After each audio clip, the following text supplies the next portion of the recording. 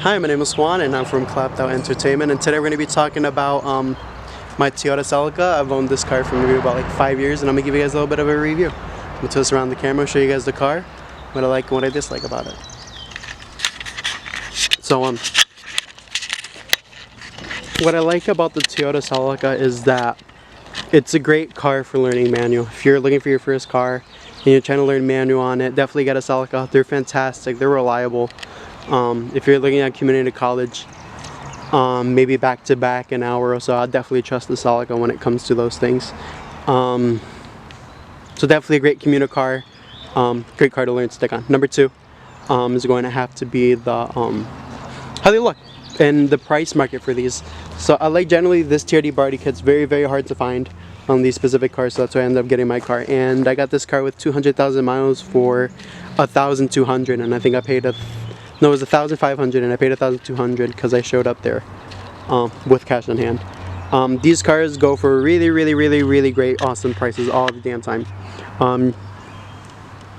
You can get, it's very hard to say because most Honda Civics that you can get for this price are very rare.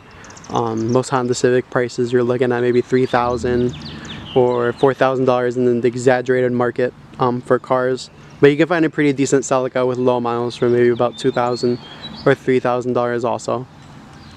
So they're relatively cheap cars. Number three, what I have to say about this car is that they're cheap to maintain. Struts can come out to $100 a piece depending where you go. Brake pads can be between $40, $30 to like $60, $50 a rotor, which is pretty cheap for a brake job. So they're pretty cheap to maintain. Oil changes, 4 cylinders, you're using 4 quarts of oil and then a filter, that's going to run you like 30 bucks. So they're pretty cheap to maintain.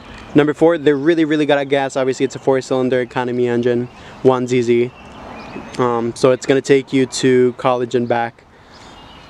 If you're just taking an hour drive, I'd say you can probably handle a whole week of driving, 1 hour and back on a full tank just about, especially with these gas prices, they're insane. Alright, so I'm going to tell you guys about 2 more pros and I'll go with the cons. The interior, sorry for messing my car.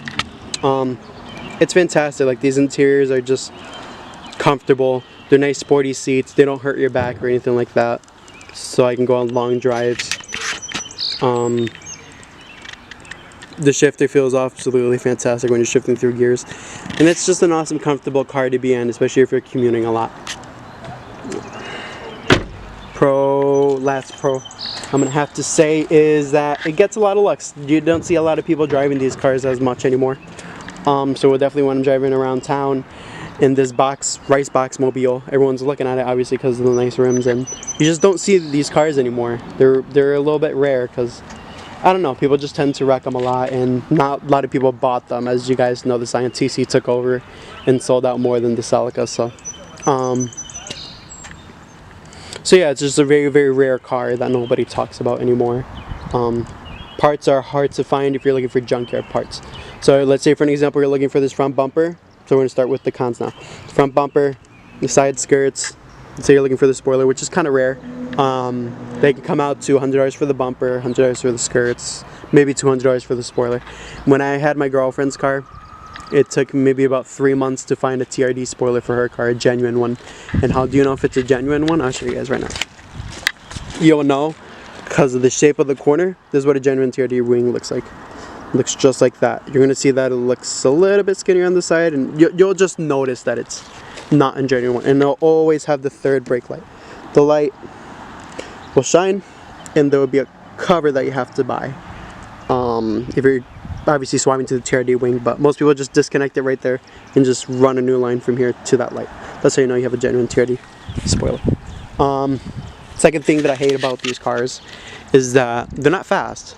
Like, when you're buying this car, you have to realize that it's a Corolla engine. It's the engine that's been in the Corolla since the 2000s.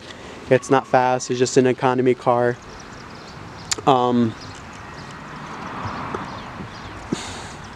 Yeah, it's just not fast. I think I was on number 4. Hopefully I'm on number 4. Number 4 is gonna have to be Aftermarket parts, man. Like, aftermarket parts for these cars are a little bit pricey. Like, when I was trying to find coilovers for my car, I didn't want to go with max speeding rods because max speeding rods are trash. I had them in a second generation Eclipse, and I ruined my strut fork with a bolt. I ruined them, and they were awful to ride in. So if you're getting max speeding rods, do not get them for the Celica because they're not going to mount right. They're not going to lower right in the rear, and they're horrible. That's why I went with Megan Racing. But Megan Racing's alone were about $1,000, and Racelands, they don't lower that low either, and they don't usually last. The last person I spoke to, his Raceland coilover started leaking. Could be of user use, bad user usage of the coilovers, but the parts aren't cheap when you're looking for aftermarket stuff, like coilovers. Like I said. The sway bars are almost like $200 or $300. Like I said, the body kit. Any rare part, like I think I've seen the TRD fuel door, which is that black piece right there. I think I've seen that clear TRD one go for like $800. I've seen a bunch of things for these Celicas go for like insane amounts of prices. I think I've seen Celica headlights, really rare headlights that have like the cover on top and the 3 holes, almost like a rally look type of thing, almost go for like $1,000. So they can be kind of a little bit pricey. Number 6, I'm gonna have to say is, it's one thing I really disliked. Working on, I didn't think of another one, but that's so far what my dislikes are. Oh,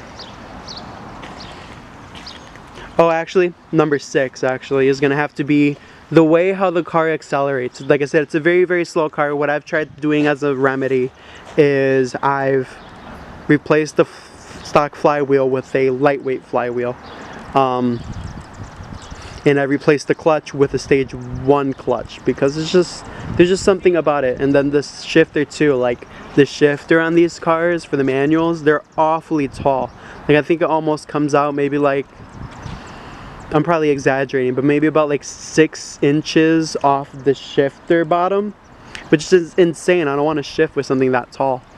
So that's the first thing I immediately did was put in a short shifter, put in a lightweight flywheel and a stage 1 clutch. So that's it for today, guys. That's the video. I hope you guys end up getting a Celica. If you guys do end up getting one, these cars are absolutely fantastic, but don't expect these cars to be super fast because they ain't. Alright, so I'm ending the video here. If you guys reached the end of the video, make sure you guys follow, like, and keep in contact with the Celica content because there'll be more ahead, hopefully soon if I still have this car for like the longest time. And that's it. See you guys for the next video. Peace.